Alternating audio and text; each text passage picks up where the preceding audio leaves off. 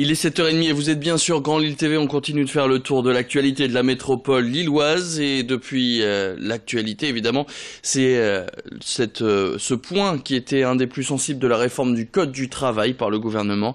J'ai nommé la rupture de convention collective. Et une réforme qui a bien failli voir sa première application avec l'enseigne Pimkie. Mais le groupe l'a annoncé hier soir. Il fait donc finalement machine arrière.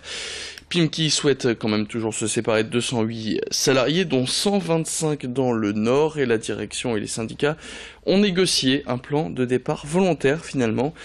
Ce qui veut dire que les salariés souhaitant quitter l'entreprise pourront bénéficier d'un accompagnement, une opportunité qu'ils n'auraient pas pu avoir en cas de rupture conventionnelle collective.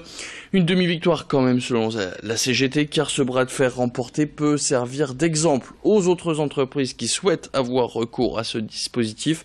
Car d'autres entreprises, comme par exemple PSA, pourraient utiliser cette rupture conventionnelle collective à terme. Le constructeur automobile souhaite supprimer 1300 emplois, mais pour l'instant, aucune démarche n'est encore officiellement en cours. Céline Nuret a rencontré l'une des déléguées syndicales CGT avant que Pimkie ne fasse demi-tour, donc officiellement hier soir.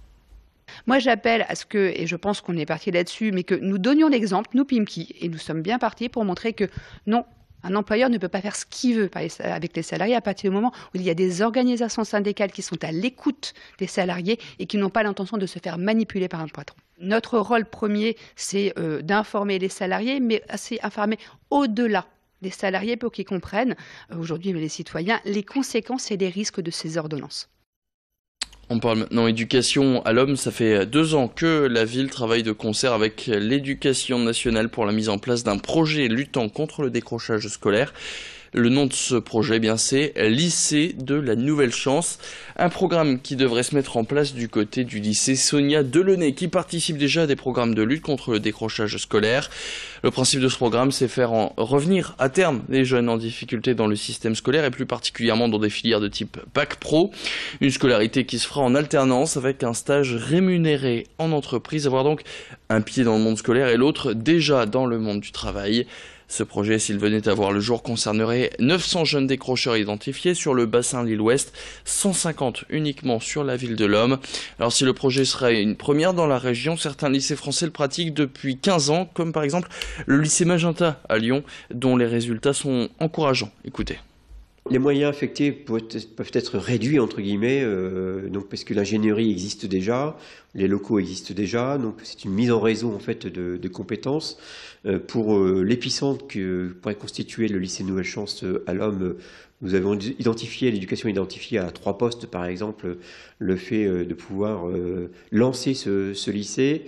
Ça pourrait suffire assez facilement, considérant qu'après, ce sont plus des formations, des droits aux formations qui seraient ouverts dans chaque lycée en réseau à partir de l'épicentre de Sonia Delaunay, et des places de stage en fait qui seraient accordées par des entreprises, mais là encore en ayant des réseaux d'entreprises qu'on pourrait mobiliser, comme le réseau L'Homme Entreprendre, qui est un réseau d'entreprises qu'on pourrait mobiliser. On parle maintenant d'un bâtiment qui fait partie du patrimoine lillois, autant que le restaurant qui l'abritait. L'Huîtrière avait fermé ses portes en 2015 et quelques événements comme Mangelil avaient permis aux Lillois de se remémorer l'intérieur de l'enseigne. Le bâtiment est en train de s'offrir une nouvelle vie avec la reprise du bail annoncé par le groupe Auchan Retail France. Si on en croit l'annonce du groupe, l'endroit va proposer un concept inédit en plein centre-ville autour des produits de la mer. Alors il n'y aura pas de restauration, mais ce qu'on sait c'est qu'il y aura quand même des dégustations sur place possibles avec des produits issus à moitié de la marée et à moitié de traiteurs comme par exemple des sushis ou encore des brochettes de poisson. Au niveau des travaux, ils vont devoir respecter l'architecture originelle qui est classée au monument historique. Les travaux vont donc commencer premier trimestre 2018, donc incessamment sous peu.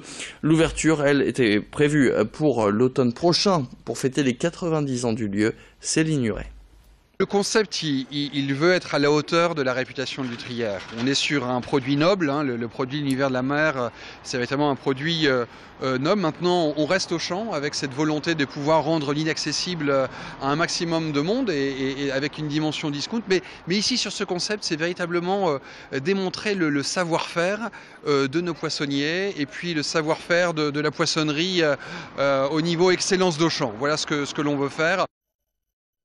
Enfin, on termine en parlant relaxation. Vous êtes peut-être tendu, même si vous avez repris il y a quelques jours. Après les spas et autres massages, voici une toute nouvelle méthode de détente. Ça vient tout droit des États-Unis et ça s'appelle la flottaison en isolation sensorielle. Le principe, vous êtes dans un caisson d'isolation qui prend l'apparence d'une bulle, qui est remplie d'eau très salée 5 fois plus que la mer morte. À l'intérieur, pas de lumière, pas de bruit, il suffit juste de flotter et de ne penser à rien, se vider la tête, c'est donc le but de cette nouvelle technique. Dans ces locaux lillois, les seuls dans le Nord, William possède 3 bulles de ce type. Alors pour une séance, il faut compter entre 40 et 60 euros. Plus d'explications sur cette nouvelle méthode avec le gérant au micro d'Alexis Tessier. L'exercice est sensiblement le même que sur une chaise longue à la plage. Vous vous allongez, la tête de ce côté, et vous fermez la lumière. Vous fermez la porte, ici, on a une poignée, et en fait, vous allez avoir 5 minutes de musique douce au début pour rentrer dans le bain, 5 minutes à la fin pour vous réveiller, et voilà, c'est aussi simple que ça. Certaines personnes, ça arrive que des personnes s'endorment, la majorité, non, ne dorment pas, puisque si on recherche à faire de l'isolation sensorielle, on peut garder en fait même les yeux ouverts, ça fait aucune différence, en fait, les yeux ouverts et les yeux fermés. Et puis l'autre méthode de relaxation, c'est bien évidemment les vacances et le soleil. Une nouvelle ligne direction le sud depuis l'aéroport de Lille-les-Quins. Depuis la fin juin jusqu'à la fin du mois de septembre, la métropole lilloise sera reliée à la Côte d'Azur via avion et plus précisément à l'aéroport de Toulon. Il s'agit de la 10e destination proposée par l'aéroport lillois. Et puis, en bref, ça faisait aussi plusieurs jours que ces fameux vélos verts n'apparaissaient plus en métropole lilloise ou sur leur application. Gobi Bike a annoncé hier son départ de la ville de Lille. Le groupe qui se voulait complémentaire au Vélil l'a annoncé par mail à ses utilisateurs.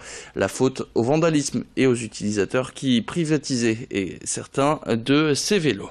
C'est la fin de cette édition. Tout de suite sur Grand Lille TV, la météo. Et puis nous, on se retrouve à 7h45 pour un nouveau flash en direct en ce mercredi 10 janvier. Je vous souhaite une très bonne journée en notre compagnie.